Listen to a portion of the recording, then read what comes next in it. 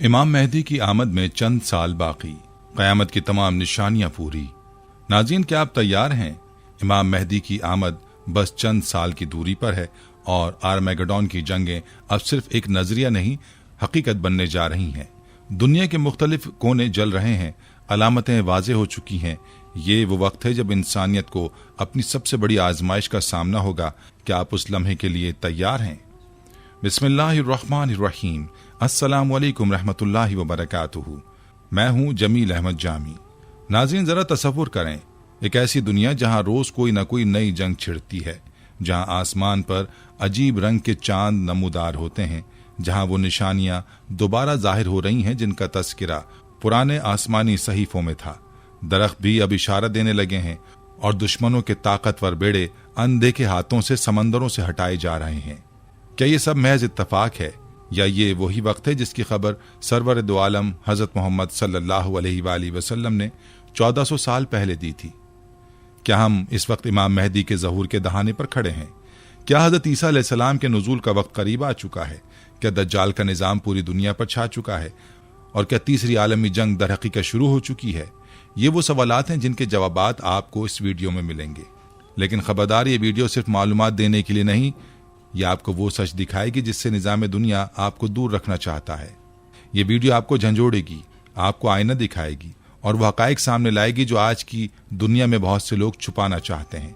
ये वीडियो उन लोगों के लिए है जो जागना चाहते हैं, जो हकीकत का सामना करने का हौसला रखते हैं और जो उस आने वाले तूफान से पहले अपने ईमान, अपनी सोच और अपनी तैयारी को मुकम्मल करना चाहते हैं, क्योंकि ये वक्त आने वाला नहीं बल्कि आ चुका है।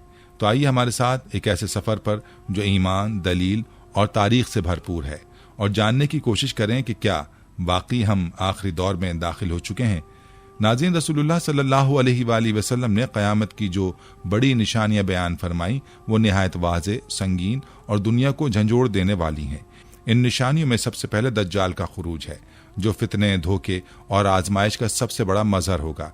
इसके बाद इमाम मेहदी का ज़हूर होगा, जो उम्मत को मुत्तहिद करेंगे और अदल व इंसाफ का निज़ाम कायम करेंगे। फिर हज़रत ईसा अलैहिस्सलाम आसमान से नाजिल होंगे, जो दज्जाल को कत्ल करेंगे और दुनिया को हकीकी अमन का जायका चखाएंगे। इसके बाद याजूज माजूज का खुरूज होगा, एक ऐसी कौम जो जमीन पर तबाही मचाएगी और इंसानी ताकत उसका मुकाबला नहीं कर सकेगी। उसी दौरान एक वक्त ऐसा आएगा जब सूरज मगरिब से तुलू होगा, जो तौबा के दरवाजे बंद होने की अलामत होगी। इन सब के अलावा धुआं, जमीन का मुख्तलिफ जगहों पर धंस जाना, खास तौर पर मशरिक, मगरिब और जजीरा अरब में, और एक अजीबुल खल्क़त जानवर का ज़हूर भी क़यामत की बड़ी निशानियों में शामिल है, जो लोगों से उनके ईमान और कुफ्र की पहचान करवाएगा। लेकिन इन बड़ी निशानियों से पहले एक तवील सिलसिला छोटी निशानियों का भी है, जिनकी रसूलुल्लाह सल्लल्लाहु अलैहि वसल्लम ने बड़ी तफसील से खबर दी। इनमें फितनों का आम होना, कत्ल व गारत का बढ़ जाना, जिना और शराब नोशी का खुल्लम खुल्ला होना, बुलंद व बाला इमारतों पर मुकाबला, वक्त का तेजी से गुजरना, झूठे नबियों का आना, इल्म का उड़ जाना और उलमा का कम हो जाना शामिल हैं। इनमें से बेशतर निशानियां आज हम अपनी आंखों से देख रहे हैं, जो सदियों पहले सिर्फ एक तसव्वुर थीं, आज वह हक़ाइक़ बन चुकी हैं। गोया क़यामत के बड़े वाक़यात से पहले की तमहीद मुकम्मल हो चुकी है और अब हम उस दौर में दाखिल हो चुके हैं जहां बड़ी निशानियां किसी भी वक्त जाहिर हो सकती हैं। नाज़रीन, अब बात करते हैं क़यामत की उन निशानियों की जो पूरी हो चुकी हैं। नाज़रीन, आज हम जिन हालात से गुजर रहे हैं वो सिर्फ मामूली खबरें या वक्ती वाक़यात नहीं, बल्कि इनके पीछे 1400 साल पुरानी नबवी पेशगोइयाँ मौजूद हैं।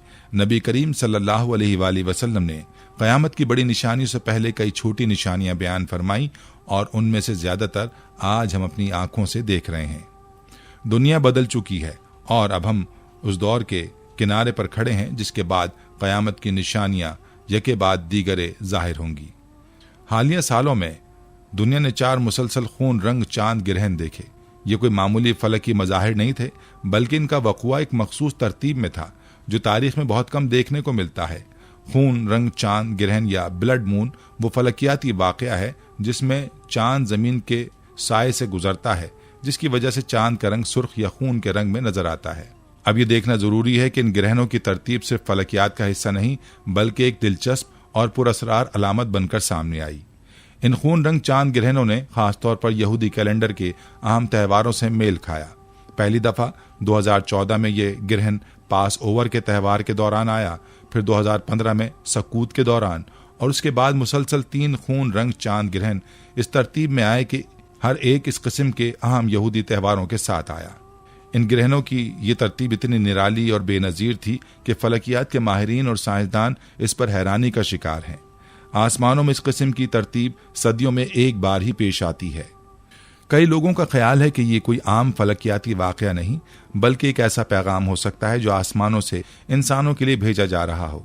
क्या ये इंसानियत को किसी बड़ी तब्दीली या अहम वाकयात की निशानदही कर रहा है? क्या हम उन आसमानी निशानियों को महज एक फलकियाती मज़ाहिर समझकर नज़रअंदाज कर रहे हैं, या एक रूहानी पैगाम है जिस पर गौर करने की ज़रूरत है? अगर हम बाइबल और इस्लामी अहादीस को देखें तो वहां भी आसमानी निशानियां जैसे कि चांद और सूरज के ग्रहण क़यामत की निशानियां समझी जाती हैं।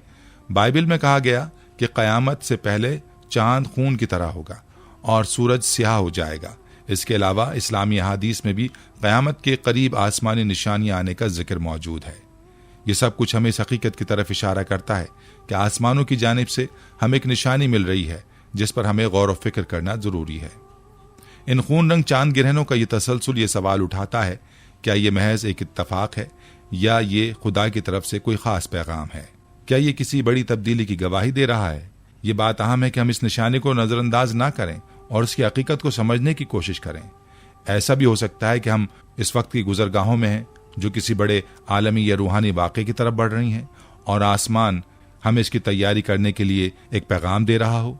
चांद के खून रंग ग्रहण न सिर्फ फलकियाती पहलू से दिलचस्पी का मौजू है, बल्कि इनके पीछे एक रूहानी और फिक्री पैगाम भी छुपा हो सकता है।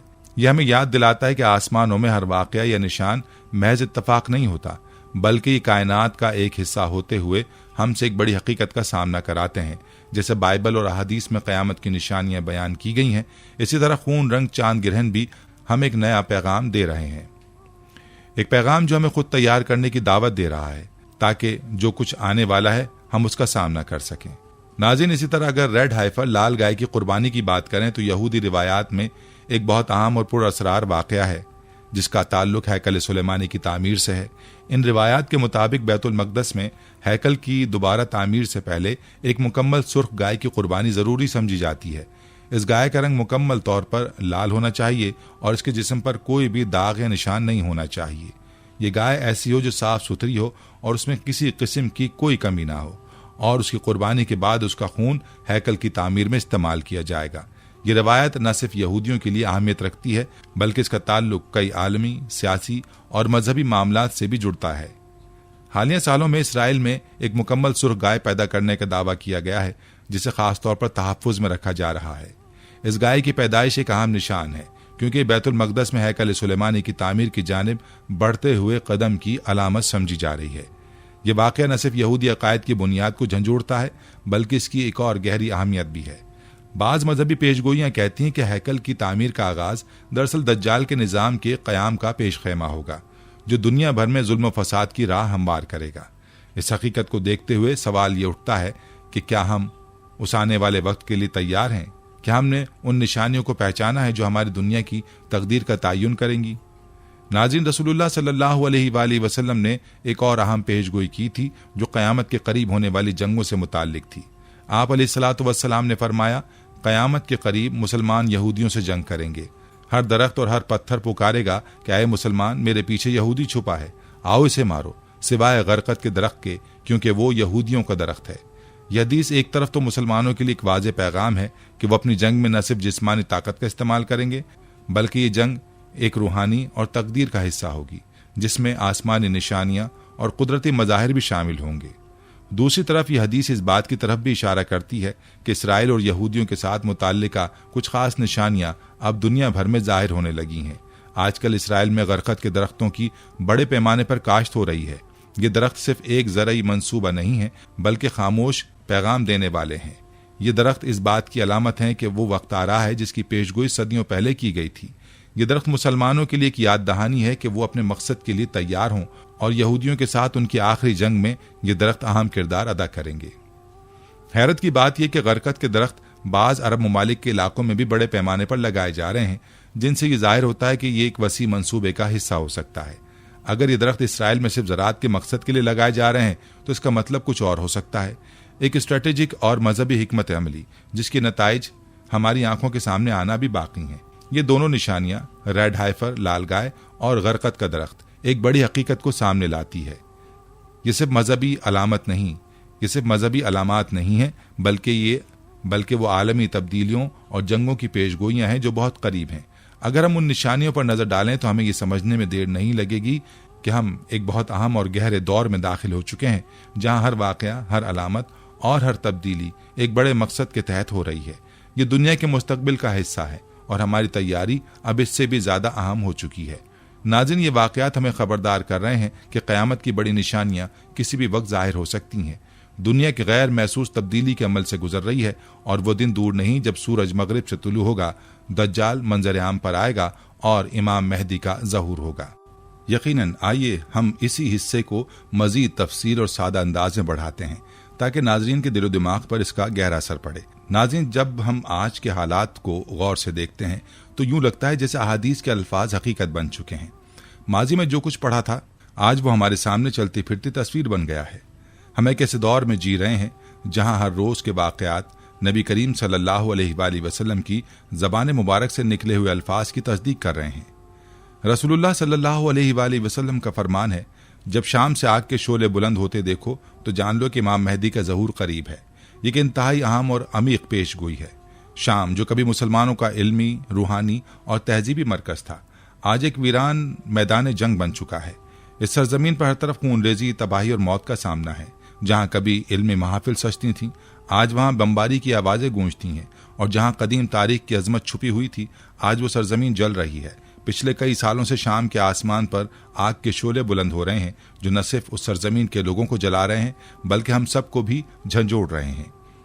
ये आग की लपटें और धुआं महज जंग का मजहर नहीं बल्कि ये कलामत है जो हमें बता रही है कि वो वक्त करीब आ चुका है जिसका वादा हमसे सदियों पहले किया गया था। यमन, इराक, फलस्तीन जैसे इलाके भी इस आग की लपेट में हैं, और जहां कहीं भी इस्लामी दुनिया में मुसीबत आई है इसका ताल्लुक इसी आग से जुड़ता है। ये शोले न सिर्फ इंसानी जिंदगियों को तबाह कर रहे हैं बल्कि ये हमारे ज़मीर को भी जला रहे हैं। हमें याद दिला रहे हैं कि वक्त खत्म हो रहा है और इमाम मेहदी का ज़हूर करीब है। इसी तरह नबी करीम सल्लल्लाहु अलैहि वसल्लम का फरमान है कि जब तुम नंगे पांव, नंगे बदन बकरियां चराने वाले लोगों को देखोगे कि वो बुलंद व बाला इमारतों में फख्र करेंगे और बड़ी ताकतों पर गालिब आ जाएंगे। यह हदीस आज हमें हर तरफ नजर आती है। दुबई के आसमानों को छूती बुर्ज खलीफा, रियाज का बुलंद व बाला किंगडम टावर और न्यूयॉर्क का दीवाना कुन लाइट प्रोजेक्ट, ये सब महज तामीरात नहीं बल्कि नबवी पेशगोइयों की अमली तस्वीर हैं। ये वही कौमें हैं जिनके आबा व अजदाद रेत पर खैमे लगाते थे, जिनकी सवारी ऊंट थी और खुराक खजूर। आज वही कौमें दुनिया को हैरान कर देने वाली इमारतें खड़ी कर रही हैं। लेकिन मकसद सिर्फ तरक्की नहीं, मुकाबलाबाजी है, बरतरी दिखाना है, शोहरत हासिल करना है। मगर एक लम्हे के लिए सोचिए, क्या इन इमारतों में अदल है, इल्म है, रूहानियत है? ये सिर्फ चमक, दिखावा और मगरबी तर्ज जिंदगी की नक्काली। नबी करीम सल्लल्लाहु अलैहि वसल्लम का इस हैरत अंगेज फरमान का दूसरा हिस्सा एक पेशगोई है जो दरअसल दुनिया के सामने गहरा पैगाम पेश करती है। वो लोग जो कभी दुनिया की नजरों में हकीर समझे जाते थे, वो आज खुद को दुनिया की बड़ी ताकतों के बराबर देखेंगे।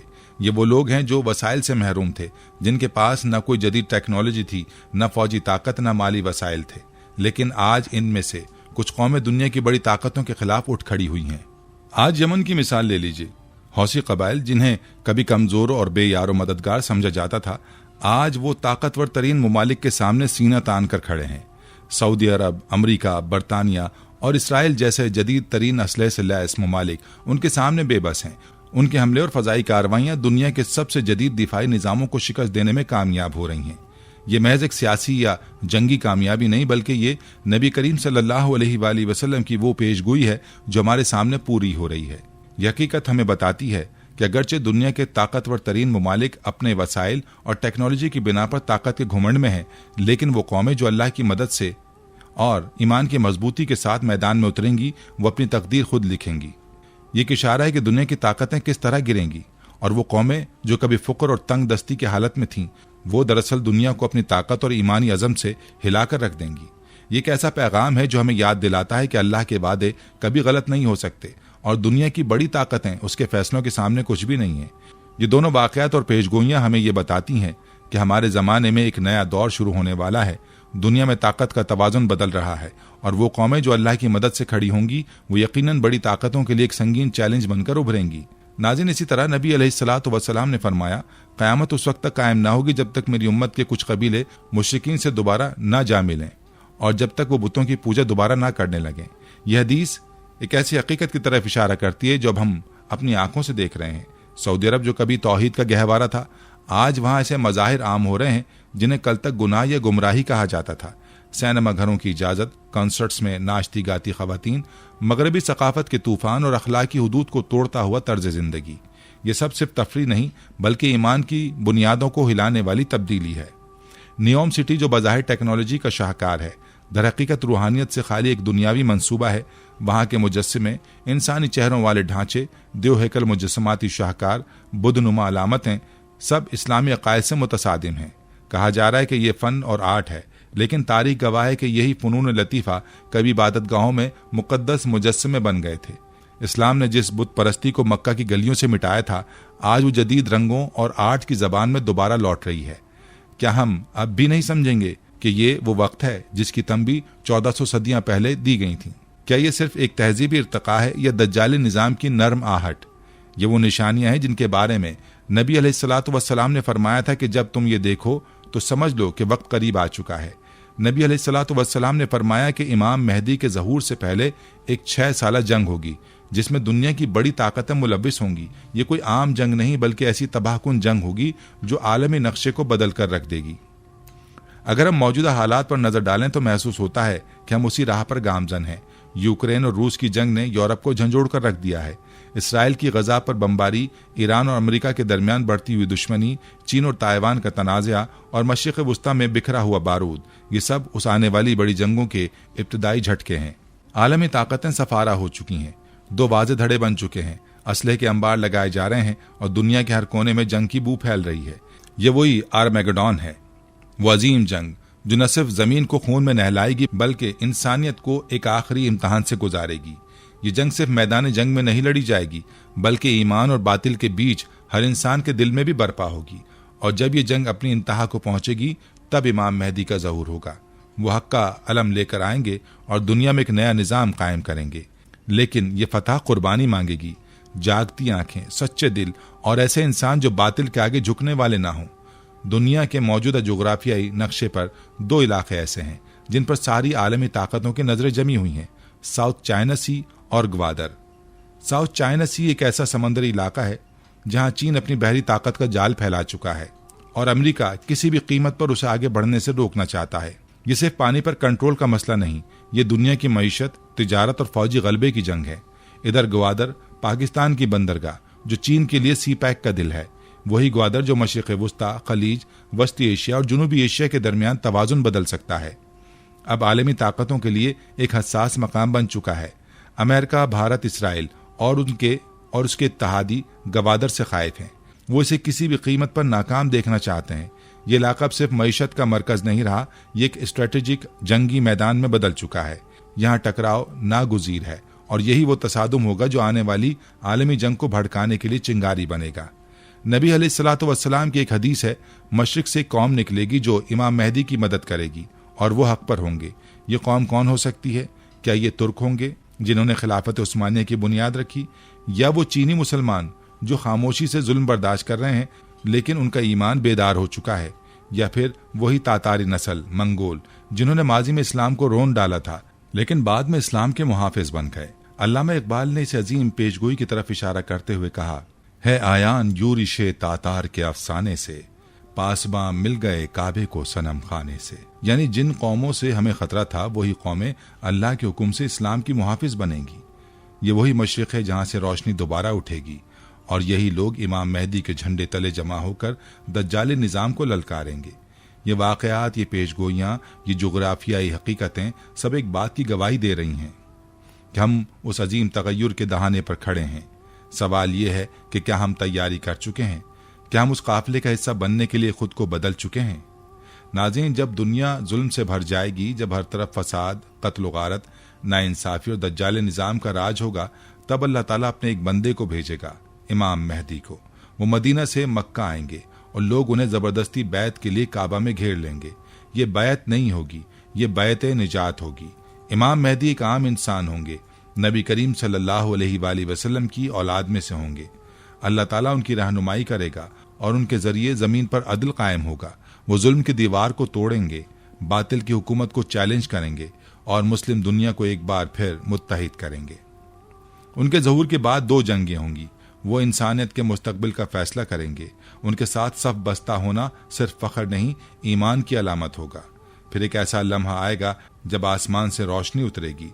दमिश्क की मशरकी समत सफेद मीनार के करीब हज़रत ईसा अलैहिस्सलाम जमीन पर नुज़ूल फरमाएंगे। नरमी, हिकमत और इंसाफ का पैकर वो दज्जाल के फितने को खत्म करेंगे। उनके हाथों दज्जाल कत्ल होगा और सलीब जो झूठ की अलामत बन चुकी थी टूट जाएगी। हज़रत ईसा अलैहिस्सलाम इमाम मेहदी के पीछे नमाज पढ़ेंगे।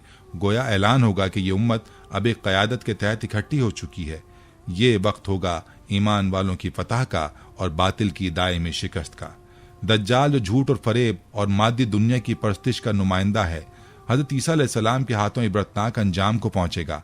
लेकिन दज्जाल सिर्फ एक शख्स नहीं, वो एक निज़ाम है, एक सोच है जो आज दुनिया पर छा चुकी है। हज़रत ईसा और इमाम मेहदी सिर्फ उस शख्स को नहीं, उस निज़ाम को भी तोड़ेंगे। उसके बाद जमीन पर अमन होगा, ऐसा अमन जो दुनिया ने कभी न देखा होगा। दरिंदे इंसानों से न डरेंगे, खजाने निकल जाएंगे और दिलों से हसद, नफरत और जुल्म मिट जाएगा। और फिर आएंगी आखिरी निशानियां। दखान, एक धुआं जो सारी जमीन को घेर लेगा। दाब्बतुल अर्द, जमीन से निकलने वाला जानवर जो लोगों से उनके ईमान की गवाही लेगा। सूरज का मगरिब से तुलू, वो दिन जब तौबा का दरवाजा हमेशा के लिए बंद हो जाएगा और फिर सूर फूंका जाएगा। जमीन फटेगी, कब्रें खुलेंगी और हर नफ्स अपने अंजाम की तरफ दौड़ेगा। यह है वो सफर जो मेहदी के ज़हूर से शुरू होगा और क़यामत की दहलीज पर जाकर खत्म होगा। ये कोई फसाना नहीं, ये नबी करीम सल्लल्लाहु अलैहि वसल्लम की बताई हुई सच्चाइयां हैं जो पूरी हो रही हैं एक एक करके हमारी आंखों के सामने।